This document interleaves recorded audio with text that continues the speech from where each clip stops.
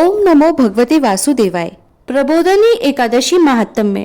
कार्तिक मास के शुक्ल पक्ष की एकादशी देव उठनी एकादशी की कथा। ब्रह्मा जी बोले कि हे मुनि श्रेष्ठ, अब आप पापों को नष्ट करने वाली तथा पुण्य और मुक्ति देने वाली प्रबोधनी एकादशी का महात्म्य सुनिए।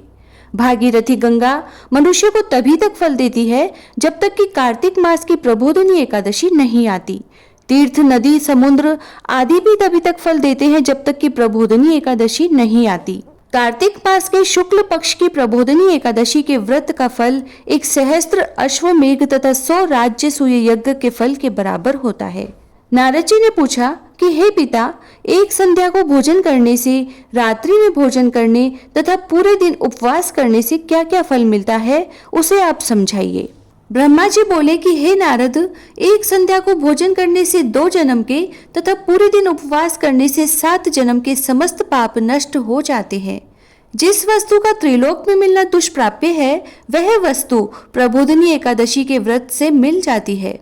प्रबोधनी एकादशी के व्रत के प्रभाव से सुमेरु पर्वत के समान महान पाप भी क्षण मात्र में ही नष्ट हो जाते हैं। अनेकों पूर्व जन्म में किए हुए बुरे कर्मों को प्रबोधनी एकादशी का व्रत क्षण भर में नष्ट कर देता है। जो मनुष्य अपने स्वभाव अनुसार इस प्रबोधनी एकादशी का विधि पूर्वक व्रत करते हैं, उन्हें पूर्ण फल प्राप्त होता है। हे मुनिवर, जो मनुष्य श्रद्धा पूर्वक थोड़ा भी पुण्य करते हैं, उनका वह पुण्य पर्वत के समान अटल हो जाता है। जो मनुष्य अपने हृदय के अंदर ही ऐसा ध्यान करते हैं कि प्रबोधनी एकादशी का व्रत करूंगा, उसके 100 जन्म के पाप नष्ट हो जाते हैं। जो मनुष्य प्रबोधनी एकादशी को रात्रि जागरण करते हैं, उनकी बीती हुई तथा आने वाली 10 पीढ़ियां विष्णु लोक में जाकर वास करती है और नरक में अनेक दुखों को भोगते हुए पितृ विष्णु लोक में जाकर सुख भोगते हैं। ब्रह्म हत्या आदि महान पाप भी प्रबोधनी एकादशी के दिन रात्रि को जागरण करने से नष्ट हो जाते हैं। प्रबोधनी एकादशी रात्रि को जागरण करने का फल अश्वमेघ आदि यज्ञों के फल से अधिक होता है। समस्त तीर्थों में जाने तथा गो, स्वर्ण, भूमि आदि के दान का फल कार्तिक मास की शुक्ल पक्ष की प्रबोधनी एकादशी के रात्रि के जागरण के फल के बराबर होता है। इस संसार में उसी का जीवन सफल है जिसने प्रबोधनी एकादशी के व्रत के द्वारा अपने कुल को पवित्र किया है। संसार में जितने भी तीर्थ हैं और तथा जितने तीर्थों की आशा की जा सकती है, वह प्रबोधनी एकादशी का व्रत करने वाले के घर में रहते हैं। मनुष्य को समस्त कर्मों को त्यागते हुए भगवान की प्रसन्नता के लिए कार्तिक मास की प्रबोधनी एकादशी का व्रत करना चाहिए। जो मनुष्य इस एकादशी के व्रत को करता है, वह धनवान, योगी, तपस्वी तथा इंद्रियों को जीतने वाला होता है, क्योंकि यह एकादशी भगवान विष्णु की अत्यंत प्रिय है। इसके व्रत के प्रभाव से मनुष्य पुनः जन्म नहीं लेता है। इस व्रत के प्रभाव से कामिक, वाचिक और मानसिक तीनों प्रकार के पाप नष्ट हो जाते हैं। इस एकादशी के दिन जो मनुष्य भगवान की प्राप्ति के लिए दान, तप, होम, यज्ञ आदि करते हैं, उन्हें अक्षय पुण्य मिलता है। प्रबोधनी एकादशी के दिन भगवान की पूजा करने से बाल, यौवन और वृद्ध अवस्था के समस्त पाप नष्ट हो जाते हैं। इस एकादशी की रात्रि को जागरण करने का फल सूर्य ग्रहण के समय स्नान करने के फल से सहस्त्र गुना अधिक होता है। मनुष्य जन्म से लेकर जो पुण्य करता है, वह पुण्य प्रबोधनी एकादशी के व्रत के पुण्य के सामने व्यर्थ है। जो मनुष्य प्रबोधनी एकादशी का व्रत नहीं करते, उनके समस्त पुण्य व्यर्थ हैं। इसीलिए हे नारद, तुमको भी विधि पूर्वक विष्णु भगवान की पूजा करनी चाहिए। जो मनुष्य कार्तिक मास में धर्म परायण होकर अन्य व्यक्तियों का अन्न नहीं खाते, उन्हें चंद्रायण व्रत का फल मिलता है। कार्तिक मास में भगवान दान आदि से उतने प्रसन्न नहीं होते जितने कि शास्त्रों की कथा सुनने से प्रसन्न होते हैं। कार्तिक मास में जो मनुष्य भगवान की कथा को थोड़ा बहुत पढ़ते हैं या सुनते हैं, उन्हें 100 गौ के दान का फल मिलता है। जो मनुष्य अपने कल्याण के लिए विष्णु भगवान की कथा सुनते हैं, वे अपने कुटुंब का उद्धार करके 1 सहस्त्र गोदान का फल पाते हैं। जो मनुष्य प्रबोधनी एकादशी के दिन विष्णु की कथा सुनते हैं, उन्हें 7 द्वीपों के दान का फल मिलता है। जो विष्णु की भक्ति पूर्वक कथा सुनते हैं और कथा कहने वाले ब्राह्मण की यथोचित पूजा करते हैं तथा उसे संतुष्ट करते हैं, वे उत्तम लोक को जाते हैं। इस पर नारद जी बोले कि हे ब्रह्मा जी, अब आप एकादशी के व्रत का विधान कहिए और कैसा व्रत करने से कौन सा पुण्य मिलता है वह भी समझाइए। ब्रह्मा जी बोले कि हे नारद, इस एकादशी के दिन मनुष्य को ब्रह्म मुहूर्त में उठना चाहिए और नदी, तालाब, कुआं आदि पर स्नान करके व्रत का नियम ग्रहण करना चाहिए और भगवान से विनय करें कि हे भगवान, आज मैं निराहार रहूंगा और दूसरे दिन भोजन करूंगा, इसीलिए आप मेरी रक्षा करें। इस प्रकार विनय करके भगवान की पूजा करनी चाहिए और व्रत आरंभ करना चाहिए। एकादशी को भगवान के समीप गीत, नृत्य, बाजे तथा कथा कीर्तन से समय व्यतीत करना चाहिए। प्रबोधिनी एकादशी के दिन कृपणता को त्याग कर बहुत से पुष्प, अगरबत्ती, धूप आदि से भगवान की आराधना करनी चाहिए। शंख के जल से भगवान को अर्घ्य देना चाहिए। इसका फल तीर्थदान आदि से करोड़ गुना अधिक होता है। जो मनुष्य अगस्त्य पुष्प से भगवान की पूजा करते हैं, उनके सामने इंद्र भी हाथ जोड़ते हैं।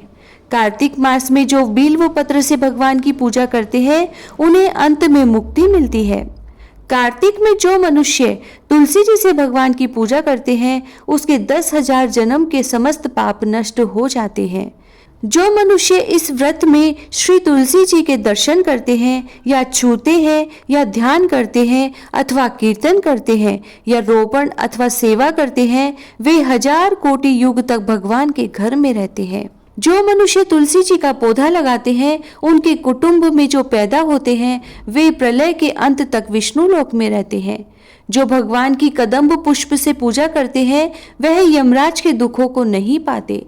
समस्त मनोवांछाओं की पूजा करने वाले भगवान कदम्ब पुष्प को देखकर अत्यंत प्रसन्न होते हैं। यदि उनकी कदम्ब पुष्प से पूजा की जाए तो फिर बात ही क्या।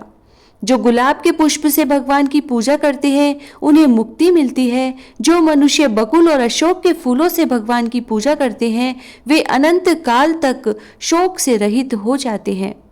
जो मनुष्य विष्णु भगवान की सफेद और लाल कनेर के फूलों से पूजा करते हैं, उन पर भगवान अत्यंत प्रसन्न होते हैं।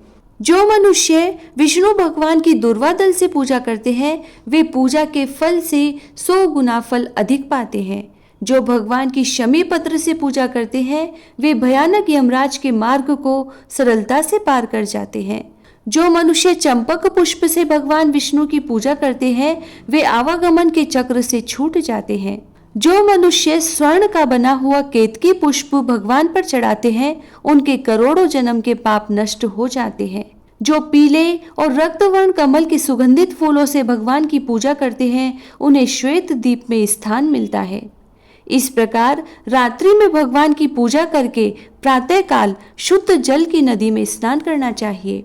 स्नान करने के पश्चात भगवान की प्रार्थना करते हुए घर आकर भगवान की पूजा करनी चाहिए।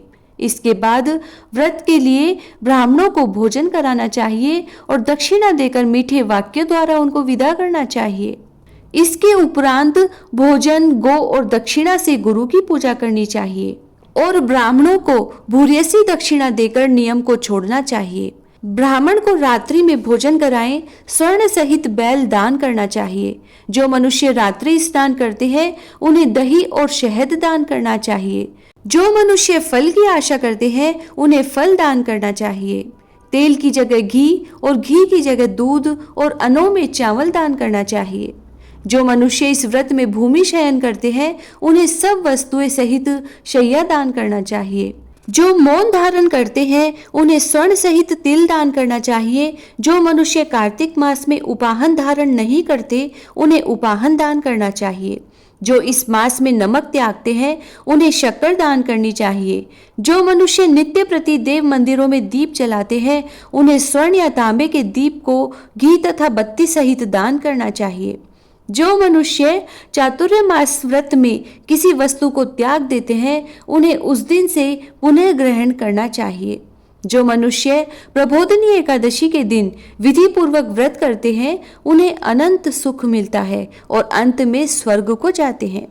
जो मानव चातुर्य मास व्रत को बिना किसी विघ्न के पूरा कर देते हैं, उन्हें दोबारा जन्म नहीं मिलता। जिन मनुष्यों को व्रत खंडित हो जाता है उन्हें दोबारा प्रारंभ कर लेना चाहिए। जिन मनुष्यों का व्रत खंडित हो जाता है उन्हें दोबारा प्रारंभ कर लेना चाहिए। जो मनुष्य इस एकादशी के महात्म को सुनते और पढ़ते हैं उन्हें अनेकों गोदान का फल मिलता है। ओम भगवते वासुदेवाय। जय श्री राधे।